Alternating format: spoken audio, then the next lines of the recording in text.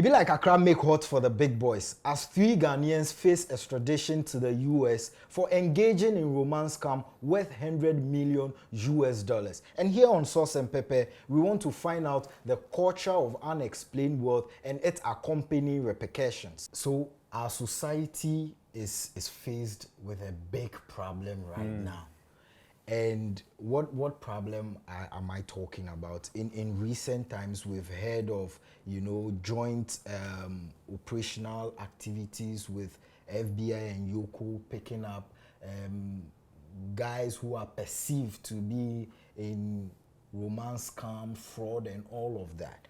Now, you would think that for a society that holds its cultures and values in high esteem, its institutions or agents of socialization, that is the schools, would actually put these people in check. But if you look at it, it looks like they are rather rewarded. Either the institution is not working well or is rewarding these kind of behaviors. Why am I saying that? Today in our churches, you go and someone, just by the offering they give or the tithes they give, automatically qualifies them to become a deacon, to become an elder. And today you will hear most of the corrupt people in society are elders of churches, which shouldn't be so. I mean, you would expect that the church will give us people in society that would live up to expectations and all of that. And even if you take our schools now almost half of our young boys who are coming out are engaged in internet fraud, and the girls too, they will tell you are engaged in hookups and all of that. So if you look at all this, where are we headed as a nation? And would we ever see this thing being policed and kept? So my anthem, Obia Poa. See, let's take it from the down, not even from the top, from the down. When you are born, we live in a society where growing up, we revered some professions, right? So if you're in a neighborhood and there's a professional teacher there, there's a nurse, there's somebody doing something decent, even the market women, we know that this is what they do. But here's the case. I don't know what's changed. Maybe modernization, being too overly modernized as a society. We began seeing people now springing out of this same neighborhood from humble beginnings, and they enter into things like politics, sometimes this romance scam thing, and all of a sudden they have everything. When I say everything, from houses to cars, to mention them. And we live in a society again where you dare not question people's source of income. Whether you know deep down that this person is not doing the right thing, you can't question it because we've given our own selves name PhD. When you question it, it means you are doing pull him down. So nobody is questioning wealth these days. And like you are saying, the basics, which starts from the home, now parents are not questioning kids like we've always mentioned on this platform. You are living with a child who is not working. How come when they bring you monies, you yourself in your 35, 50 years on earth, you've never seen before, how come you just don't question them on how they got the money? Go to churches. You have now pastors glorifying corruption and nonsense because they are bringing them money. All you have to do is to pay your title. Right. The moment you pay a certain amount of tithe, the next harvest, you'll be the chairman of that occasion. And we are all coming from schools, we are all coming from neighborhoods, we are all going to the same churches. So how come we can't police these people to ask them how they are getting these riches? Someone too would argue that, look, we this part of our world, there are a lot of things that lack, and the youth coming from this part is in a survival mode. And by survival mode, I mean he lives in the part of the world where there are no jobs. I mean, jobs are limited, opportunities are not given like that. So for him to find his own niche and find his own way of getting what to feed him, shouldn't it rather be something we should rather look at from the perspective of where, okay, how do we substitute this for this? So by what I mean is that, okay, we know the cause of these cyber crimes, these internet fraud is because the youth don't have jobs, they lack opportunities and all that. So why don't we then provide these opportunities, provide that enabling environment that will create real-time millionaires, real-time billionaires by creating system where everyone takes advantage of the opportunity given to them. So then you would have a young guy who knows that, okay, in this part of my country, there are opportunities in technology and all of that. So he starts going there, writing codes, building apps, building things. And then we also have our millionaires. So why can't we take a look at these things and but rather go straight that, okay, you are, because no one wakes up to say that I want to engage in cyber fraud. No one wakes up and say that I want to be a fraudster. No, something pushes them. Something actually forces them to be in such a field. So if we are a society and we believe that we are taking care of our own, then we should rather fairly look at what is pushing them there and provide what it is that will prevent them from going there or getting there. So why are we arresting armed robbers then? We should all kill each other and make sure that we get what we want, if that is what we want to do. We should just do all the vices in this world. What are we trying to do when we wake up? Survival. When did Ghanaians realize that you have to get 50 houses before in their local parlance they say, wow, bobra? When did this one to start? Something is pushing people. The nations you admire, they all have challenges. A country like USA still has unemployment rates. Now, how much more Ghana? So if you think that your situation is, find something decent.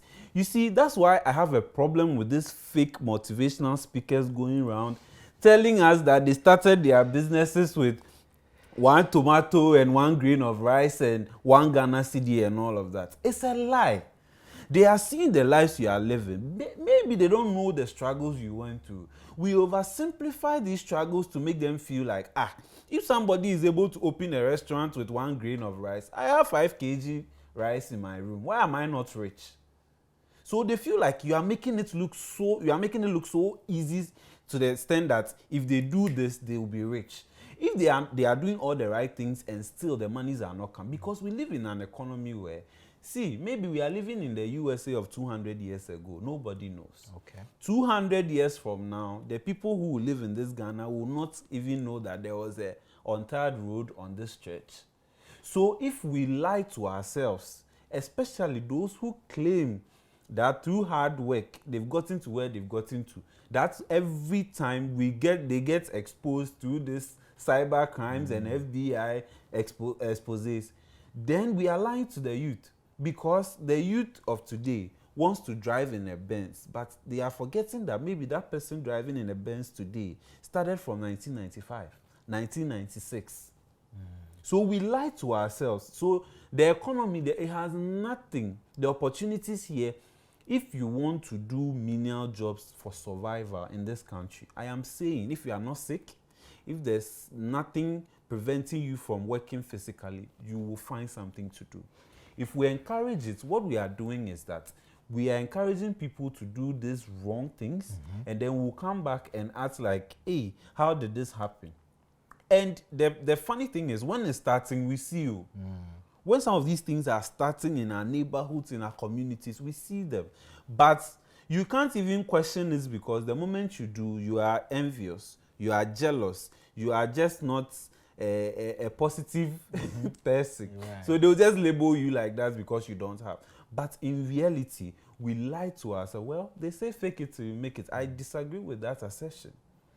Because some people sat on TV, radio, and told us that they were sweating. They were using blood to make sure that they get to where they are. but every time they get exposed. You know, someone asked that why is it that when you are poor, no one investigates your poverty, but once you become rich, now they want to know your source of wealth. Why is that the case? Of course, who throws something at an unripe mango? Right. When the fruit is ripe, you will get people coming after it. It is just a natural phenomenon.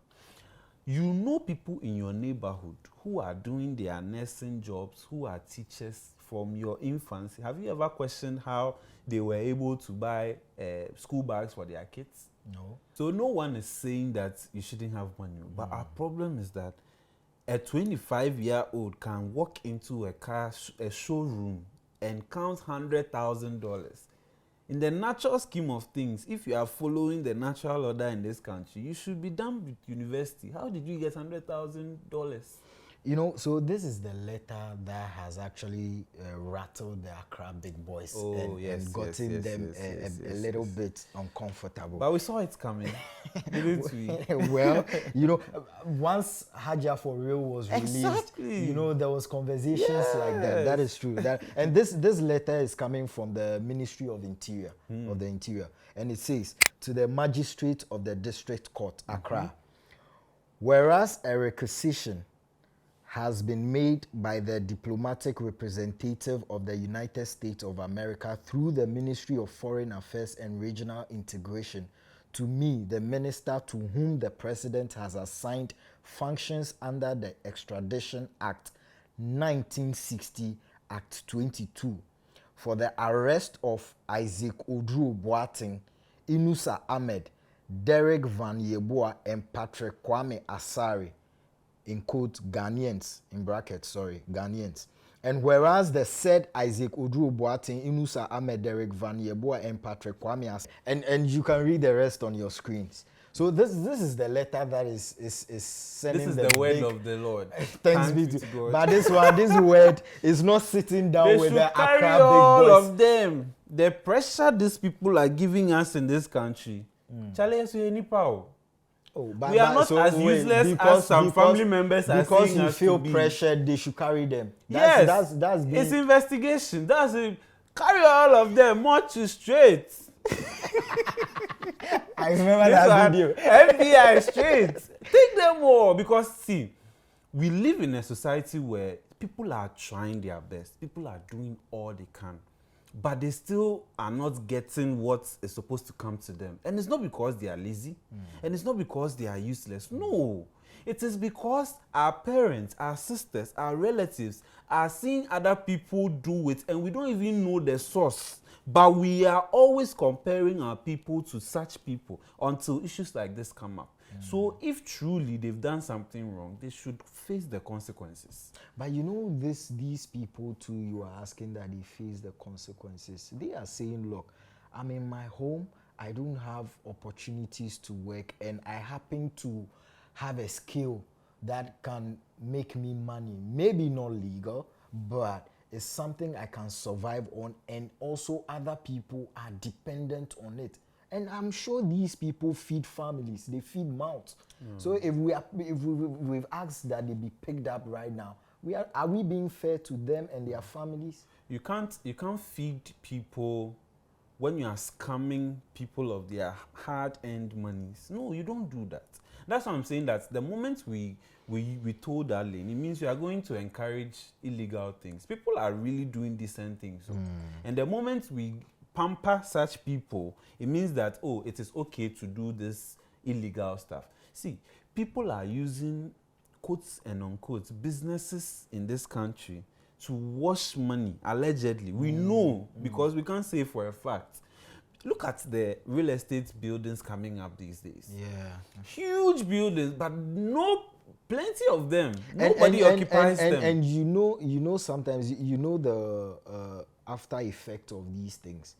Today, house prices in this country doesn't make sense. Yes. Prices of house in this country don't make sense. You go to East Legon and some small square foot, they will give it to you, say $80,000, and you go to US for that same $80,000, you will get something bigger and better. Yeah. So people are hiding behind businesses so-called to wash money. And we know all these things.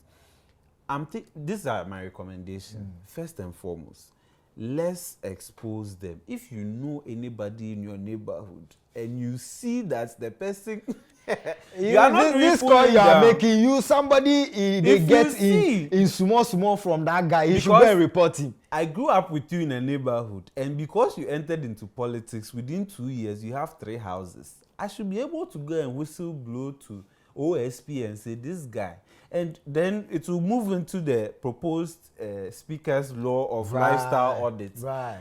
A certain amount, the moment somebody is going to make payments of a certain amount, we should give it a cap. The moment it exceeds, you should ask the person how they got that money. So Kingsley, do we want our people under the poverty line, or we also want a Ghana where we also have our millionaires, we have our billionaires? Like it shouldn't be that be a millionaire. Shouldn't that be the goal? Be a millionaire, but be a millionaire as clean as possible. I'm not saying people are saying to. Every millionaire, you have a pinch of corruption, you have a pinch of because they are money laundering. Because there are people who have the argument that the way our economy is structured right now, no one would make millions without a pinch of illegality in there. You there still make it, but in all of this, let us know your struggles. We know some rich people, and we know the businesses they can point to and say, I have this radio station, I have this food manufacturing business, right? But you, as you may see, 26-year-old, utimijina ona so to Jaguar. By this time, national service to a Ministry of Interior, and when you Sakawa in our Jaguar. And maybe the when your father is not despite, your father is not Dangote, your father is not big people in this country that we know for sure that they've worked for their money. How did you get it? Did you invent teleportation in this country? Did you do something that doesn't exist such that you are the only person, monopoly, taking all the money? What business will give you $100,000 as a 25-year-old in this country? What be lie? Well, I strongly believe that. Look, can you boast of 1 million Ghana cedis? No, I can't. 50 million. Yeah. 1 million crowd. Look, see, for me, yes, I believe in honest work. I believe in decent work. But I also believe in survival. Yeah. You know, we all, one way or the other, must find a way to survive. And surviving here. And that is why surviving.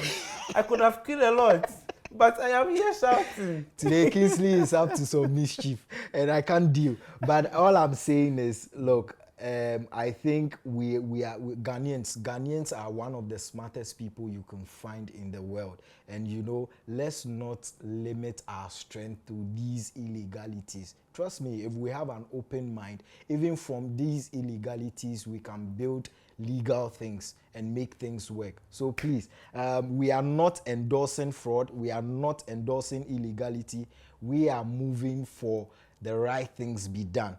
But whilst you're doing that, you also have to know that you don't step on other people's toe. So, you know, whilst you're doing that. So let us know what you think in the comment section. And whilst you're doing that, recommend this to a brother, a friend, a sister. Until we come your way next time, make sure you're a great citizen. We out.